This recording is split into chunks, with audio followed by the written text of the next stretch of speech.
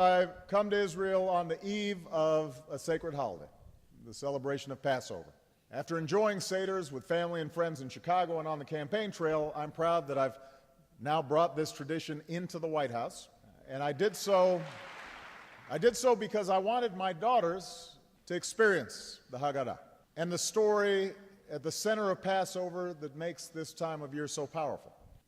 It's a story of centuries of slavery and years of wandering in the desert, a story of perseverance amidst persecution, and faith in God and the Torah. It's a story about finding freedom in your own land. And for the Jewish people, this story is central to who you've become. But it's also a story that holds within it the universal human experience, with all of its suffering, but also all of its salvation. It's a part of the three great religions, Judaism, Christianity, and Islam, that trace their origins to Abraham and see Jerusalem as sacred. And it's a story that's inspired communities across the globe, including me and my fellow Americans. In the United States, a nation made up of people who crossed oceans to start anew, we're naturally drawn to the idea of finding freedom in our land.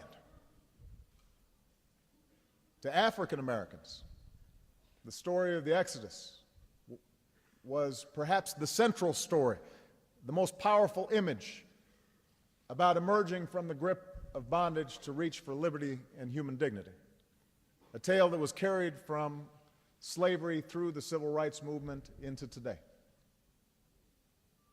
For generations, this promise helped people weather poverty and persecution while holding on to the hope that a better day was on the horizon.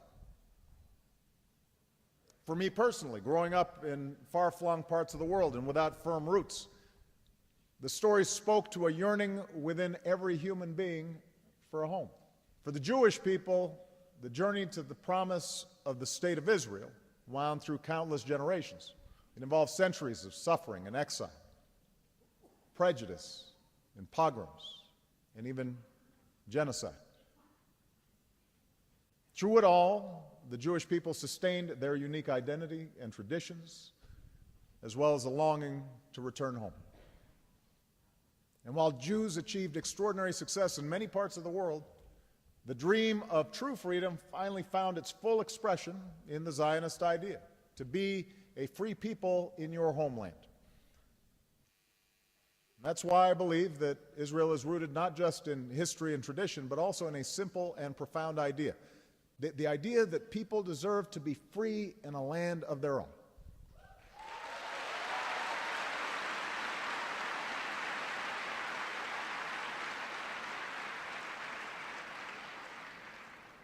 Over the last 65 years, when Israel has been at its best, Israelis have demonstrated that responsibility does not end when you reach the promised land. It only begins. And as the president of a country that you can count on as your greatest friend, I am confident that you can help us find the promise in the days that lie ahead.